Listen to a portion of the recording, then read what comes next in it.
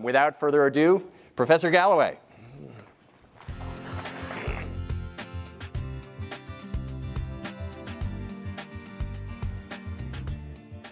My name's Scott Galloway. I teach at NYU, and I appreciate your time. I have 118 slides in 1,800 seconds, 17 seconds per slide, so let's light this candle.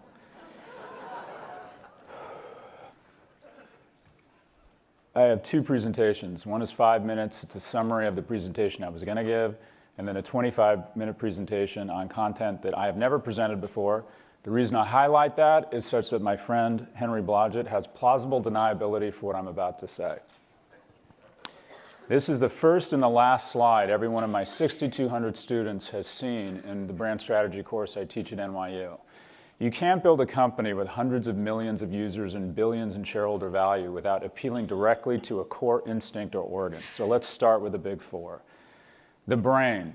Since we have come out of caves, we've taken advantage of our competitive advantage as a species, and that is we have very big brains. So big that our bodies need to be expelled from our mothers because our brain becomes too big. We're born premature, and our brain is sophisticated enough to ask very complex questions, but not sophisticated enough to answer them. Will my kid be all right? We've all sent a prayer up into the universe. What is a prayer?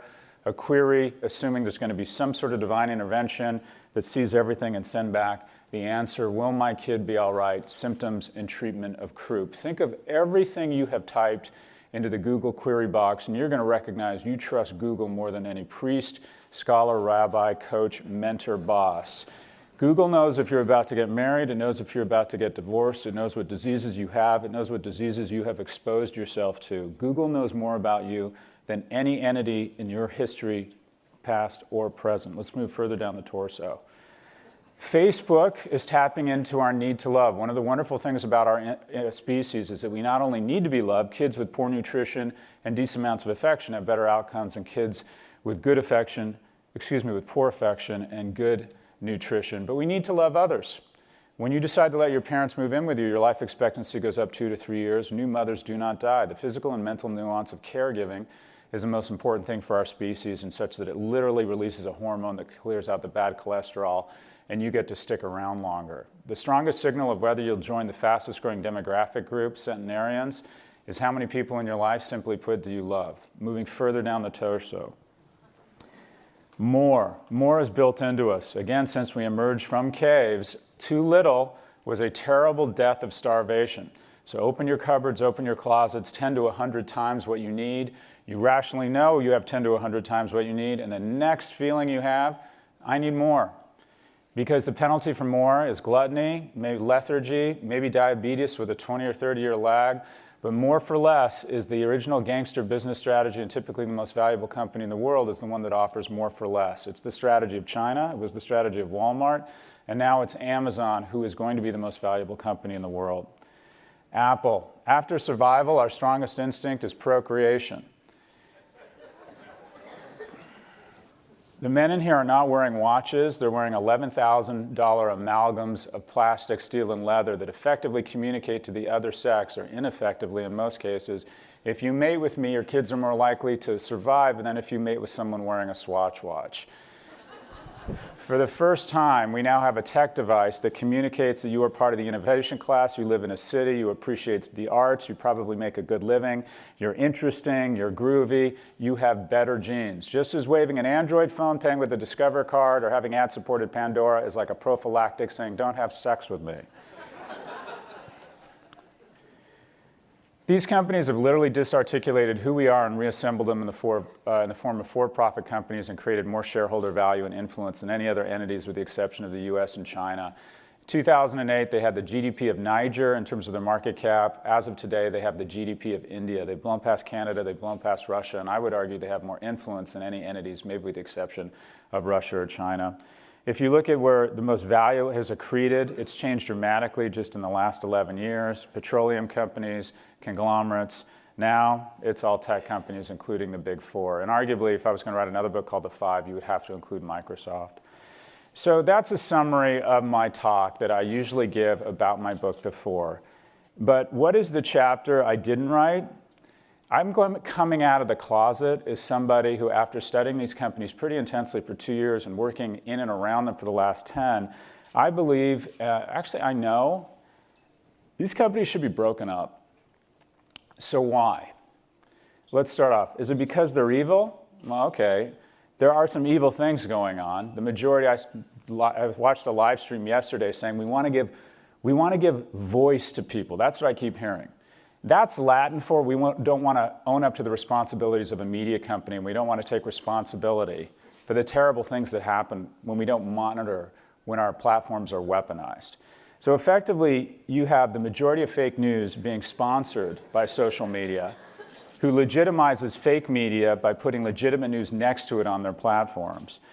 And I sign a code of conduct every year at NYU saying I won't curse, I won't be sexist, I won't talk about politics, so I am absolutely not going to say here that Zuckerberg has become Putin's bitch. I'm just not going to say it. The initial response, it's not a crisis that does the damage, it's the response to the crisis that does the damage to a company. So the initial response that the Facebook platform had been weaponized was, this notion is crazy. Then it graduated to, okay, a few million people saw these impressions. Now we're at hundreds of millions of people have seen content whose sole purpose was to sow chaos.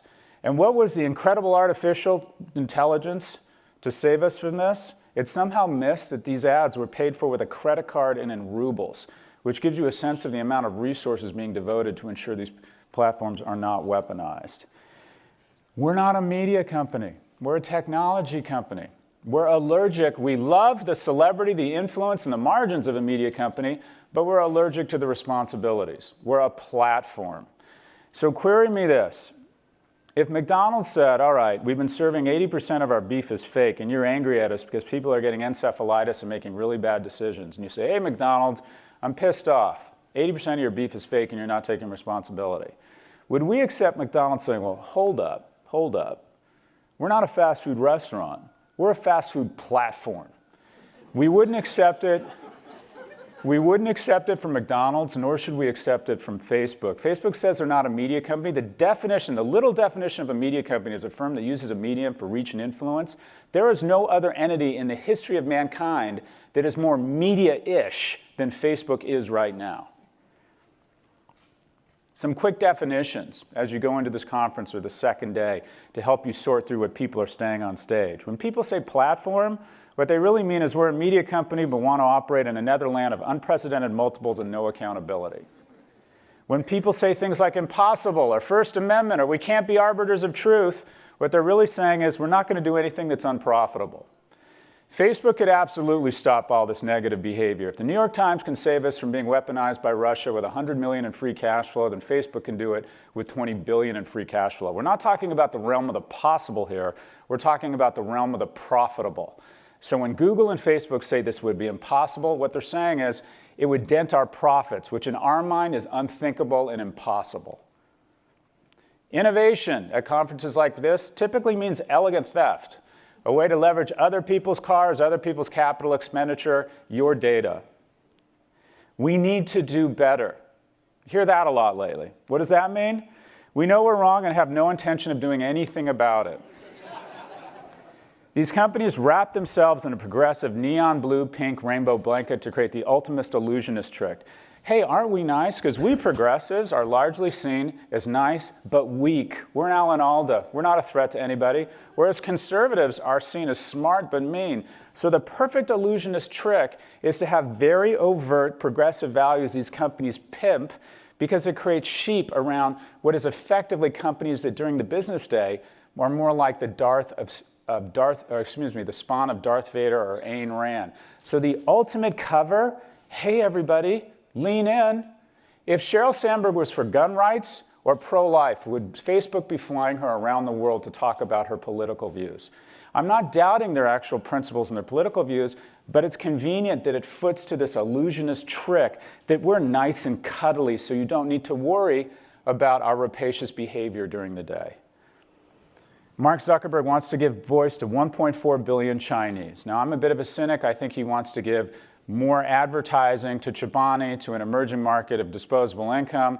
But we've given voice, or Facebook has given voice, to about 350 million people in Southeast Asia. There's a lot of very negative things happening on that platform, yet there doesn't seem to be much of a reaction or responsibility for the voice that has been given to folks in Southeast Asia, and what are some of the outcomes around that. I want to acknowledge up front, there's a ton of great stuff happening on these platforms, whether it's parents with kids with unique diseases or the Arab Spring. But until about 3 months ago, that is literally all we talked about. And we have to have an adult conversation about both the upsides and the downsides. And I feel like for the first time, we're having a serious conversation. So whose fault is this? Whose fault is it? What's gone wrong? It's our fault. We have elected leaders that effectively don't hold these companies accountable. When Google lies to the EU and uses their influence to pimp their downstream businesses and send traffic to their own properties, which they're not supposed to do, the EU fines them $2.7 billion, which is equivalent to 3% of their cash. When Facebook lies to the EU commissioner trying to get the WhatsApp approval, merger approved, they say it would be impossible, quote, impossible for them to share the data between their core platform and WhatsApp. The merger is approved. Spoiler alert, 3 months later, they figure it out. The EU says, we feel lied to, so we're going to fine you $122 million, which is equivalent to 0.6% of the $19 billion acquisition price. If Mark Zuckerberg could buy an insurance policy for 0.6% called lying that the acquisition would go through, wouldn't that be a good insurance policy to purchase? Vis-a-vis our elected officials, we're a democracy. We have basically told these companies that the smart thing to do, the shareholder thing to do, is to lie to us and to break the law. We are issuing 25-cent parking tickets on a meter that costs $100 every 15 minutes. What would you do? Why are we so angry? I did this for a friend last night. He's like, no, why are you so angry? And I reminded him that I hate my life less and less every day. Anyway, so I think we have, for whatever reason, we personified these brands. We feel like we're in a relationship with them. And we've also come to believe that technology is ultimately a weapon of betterment for humanity. So let's review that. In 1942, 100,000 very smart Americans got together in the Southwest with literally the objective of saving the world. They were using slingshot-like technology, and they came together and said, we're in a foot race with Hitler, and if we don't get there first, it's the end of the world. And we literally did save the world. My mother in 1944 was a 4-year-old Jew living in London. A strip of ocean, the brains, brawn, and blood of the British, the US, and Russian soldiers, combined with technology, saved her life. I would not be here if it wasn't for technology. 25 years later, 400,000 British, Canadian, and Americans, and some former Nazi rocket engineers, using more sophisticated but still fairly rudimentary technology, did the impossible and put a man on the moon, which, given the technology at the time, is still likely the most impressive accomplishment we as a species have pulled off. Now we have 700,000 of the best and brightest from the four corners of the earth. They are literally playing with the lasers compared to the squirt guns and the slingshots of the NASA and Manhattan projects. And what is the greatest collection of humanity, of IQ, and of financial capital been brought together to accomplish? To solve world hunger, to create greater comity of man, to perhaps get us to communicate more thoughtfully about how we lift ourselves up, how we communicate before conflict. I don't think so. I genuinely think I know why these companies have come together. I know their singular mission of the greatest concentration of IQ capital and technology in history. And simply put, it's to sell another fucking Nissan. And I think we are really disappointed. I think we got spoiled. I think we're used to technology being 99% the betterment of humanity, 1% the pursuit of shareholder value, and slowly but surely since 1970, it's entirely flipped. And now technology is 99% about shareholder value and 1% about the betterment of humanity. Should we break them up because they avoid taxes? We not only comply with the laws, but we comply with the spirit of the laws. No, not really. Not really. This is Apple's headquarters. Apple licenses their IP to their international unit in Jersey, which is, as far as I know, a small island somewhere in Europe. And then the international unit charges their high tax domains, the US, tens of billions of dollars in licensing fees suppressing the profits in high tax domains, increasing the profits in low tax domains. So this is the headquarters for Apple International. That's the sign out front in Jersey. As a result, they have $250 billion, or $250 billion of the GDP of Denmark, held overseas, and has created a narrative. Let us bring it back. It shouldn't have been there to begin with. We're talking about giving them a tax holiday. Here's an idea. Tax them 1% a month for all profits that are being held overseas because of gymnastics and tax avoidance. They're effectively paying a 4% tax rate on these profits held overseas. What is your tax rate? Apple's not alone here. Amazon has paid $1.4 billion in taxes since the Great Recession. Walmart has paid $64 billion. What does it mean when the most successful companies in the world don't pay taxes? It means our firefighters, our soldiers, and our roads got to be paid by companies that are less successful. Our tax system has basically become a regressive structural economic system that holds back the small and medium-sized businesses. Alexa, is this a good thing? This is despite the fact that Amazon has added the market cap of Walmart in the last 19 months, but it's paid $1.4 billion in taxes versus Walmart at $64 billion. However, everybody in this room tries to avoid taxes. General Electric tries to avoid taxes. They're doing what they're supposed to be doing. Again, we haven't elected the people. It's our fault to hold these companies to the same scrutiny and standards we hold other citizens and other companies to. It's our fault. We're letting them do this. It's legal. Should we break them up because they destroy jobs? This year, Google and Facebook will add $23 billion in income. In order to service that income, they need to hire another 14,000 people. This is, by the way, is a zero-growth business advertising. So every person or every dollar they take, someone else is losing it. Traditional media companies, in order to service the $22 billion that they're going to lose, need 150,000 people. Or put another way, there's going to be about 140,000 people from the communications and media industry globally who are going to decide to spend more time with their family this year. That's 2.5 Yankee stadiums full of copywriters, strategy planners, and account executives who every year on January 1 are going to get their pink slips courtesy of Facebook and Google. Australia is a pretty good proxy for what happens when big tech shows up. Traditional media in Australia has gone from, in 2010, from 12 billion to 6.5 billion just in 10 years, whereas tech's gone from 1.5 to 10 billion. So do we break them up because they destroy jobs? Again, that's a hard rationale. Manufacturing destroyed a ton of jobs in farming. Services is destroying jobs in manufacturing, and now tech is destroying jobs in services. We need job destroyers. It's kind of a synonym for innovators. So alone, it's really not a reason to break them up. So why do we break up these guys? Why do I believe we should break them up? And my belief is that we go in and we break these guys up because, full stop, we're capitalists. And what does it mean to be a capitalist? I believe that capitalism is the worst system of its kind except for all the rest. And I'm stealing from Winston Churchill, who said the same thing about democracy. But effectively, for capitalism, you need private property, wage labor, voluntary exchange, price system, and most importantly, you need competitive, full-body contact marketplaces. And what I'm here today to tell you is that I believe the markets have failed. Now, some examples of how they failed. Google can't resist. And over time, the shading telling you that this isn't us, this is a paid ad, has slowly gone away.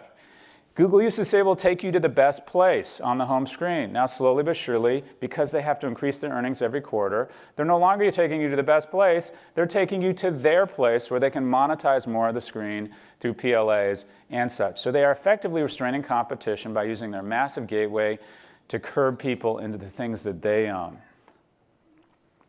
The company says it's investing for the future. Skeptics say it would have to sell every book being sold in the world today to justify its stock price. I think my generation grew up with Sears. And Amazon is worth 20% more than Sears is worth in market capitalization. How do you view that phenomenon that Amazon today is worth more than Sears? Investors are focused. Well, let's look at that phenomenon. Today, Sears is worth $500 million. Amazon is worth $570. Does this look like a healthy retail ecosystem to you? Retail is probably the second or third largest business in America. This is the ecosystem right now. These are the largest retailers in their performance. Jeff Bezos announces in early January of this year, we've had our best holiday ever. What happens the next day? Amazon stock goes up and every other retail stock goes down. The markets are failing in the consumer world because consumer stocks now move for three reasons. One, the underlying performance of the stock. Two, the macro environment. And then three, what Amazon is or isn't doing in that sector. Key to robust markets is that no one player or individual has too much influence. And now I can tell you, as someone who's seen somewhere between 40 and 50 consumer board meetings a year, all we're doing is allocating capital around what we think Amazon is or isn't going to do. The markets are failing. Amazon acquires Whole Foods. So this is me boasting. Amazon will make a transformative brick and mortar acquisition in the next 12 months. In sum, I predicted, I got lucky. Is that Amazon, I predicted that Amazon would acquire Whole Foods the week before it happened. I still believe they're going to buy a Macy's. And by the way, I want to acknowledge that seeing me, a video of me on top of me, is like shavings of shit on a shit salad, so I apologize.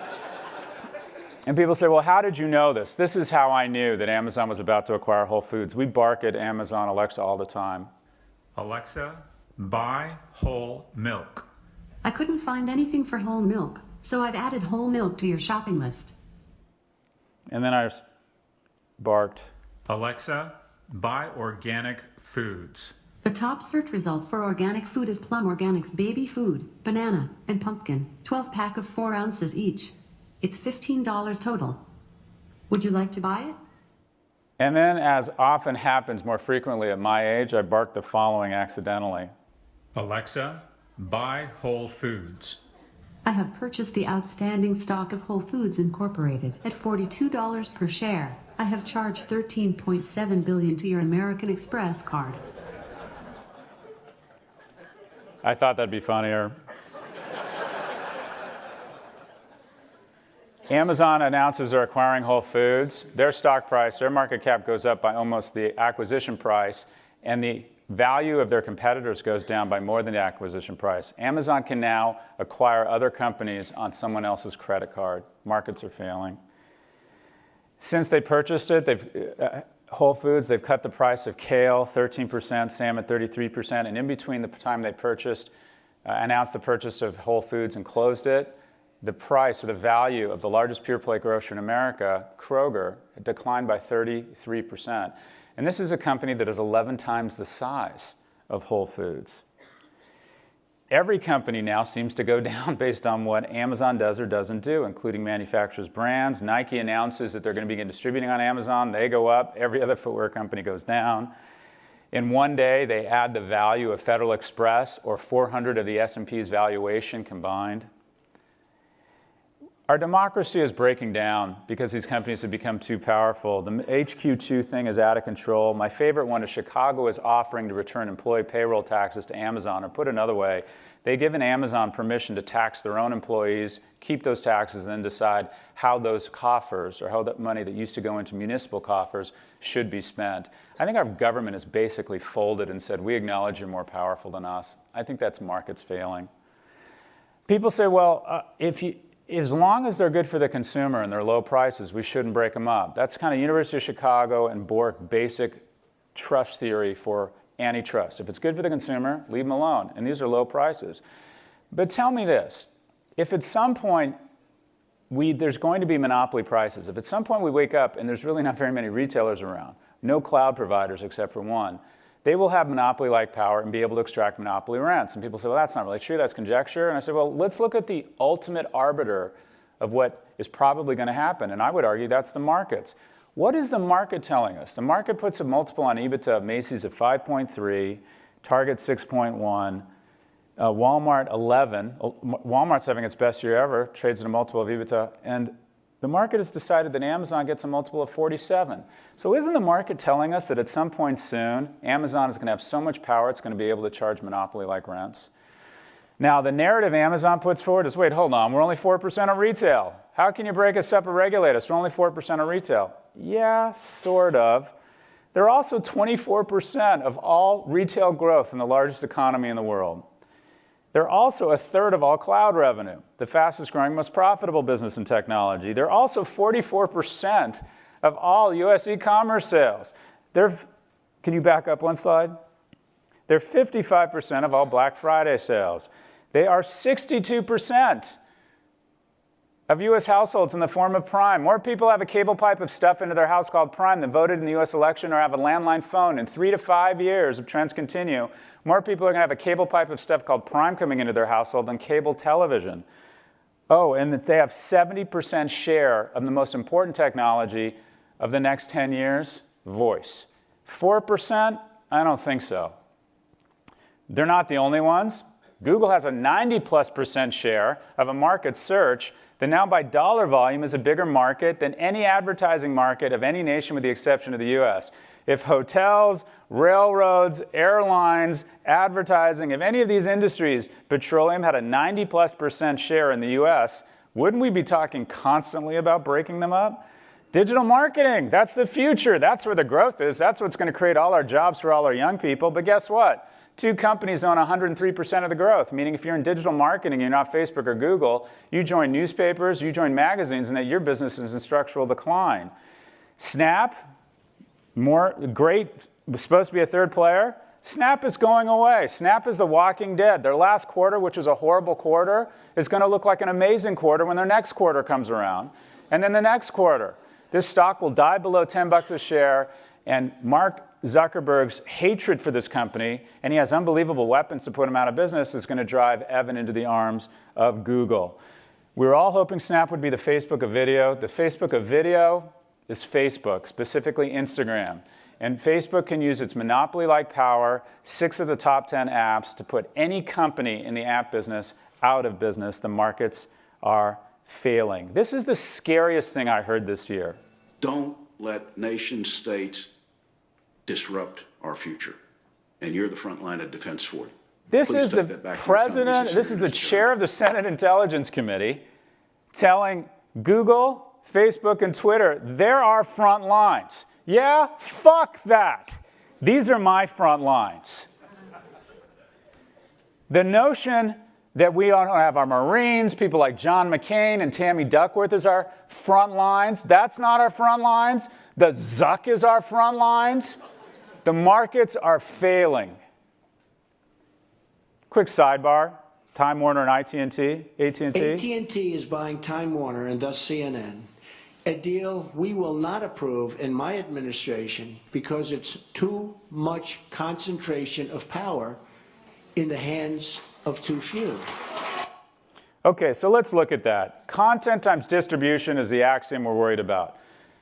Too much content in the hands of a distributor, they can pull it from people, extract unfair rents.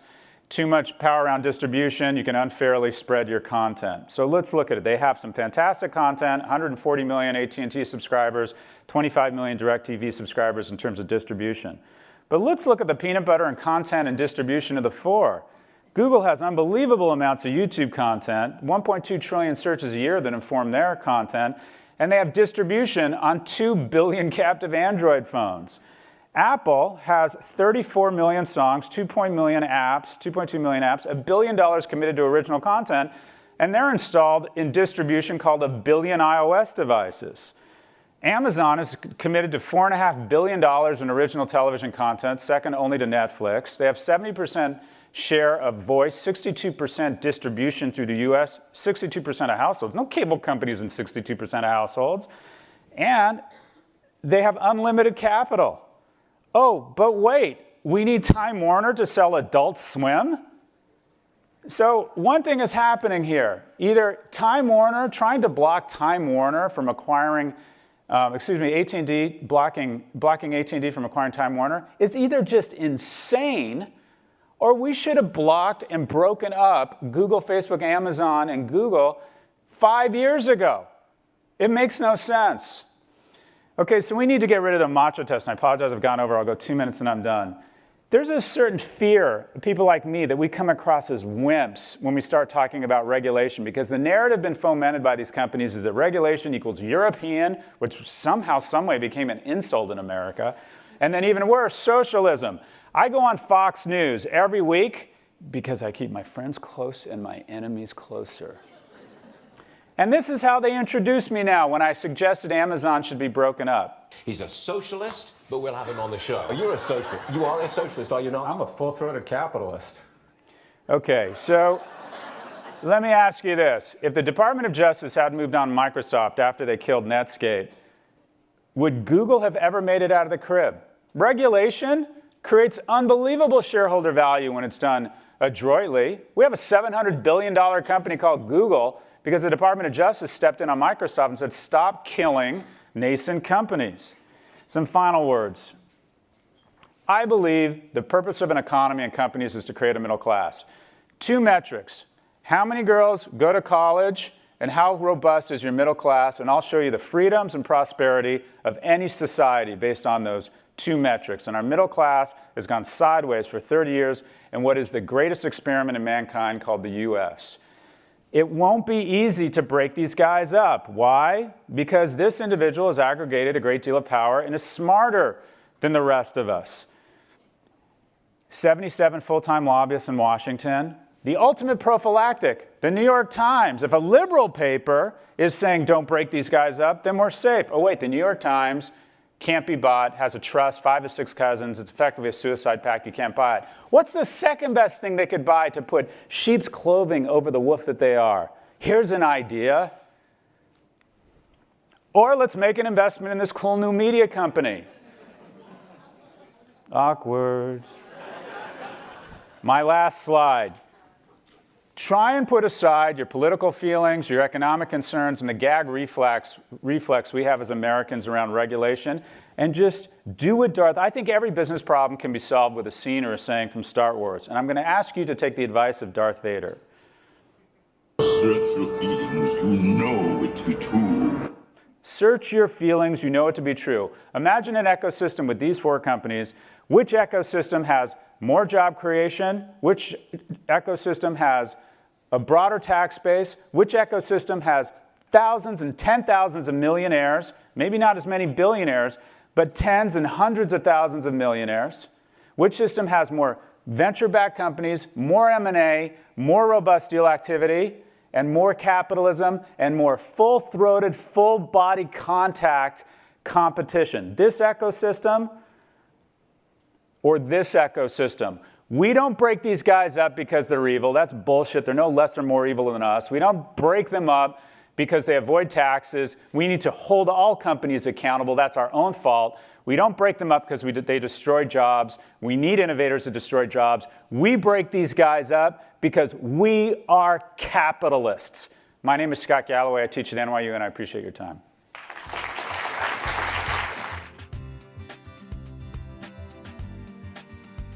Please welcome Matthias Stoffner with Henry.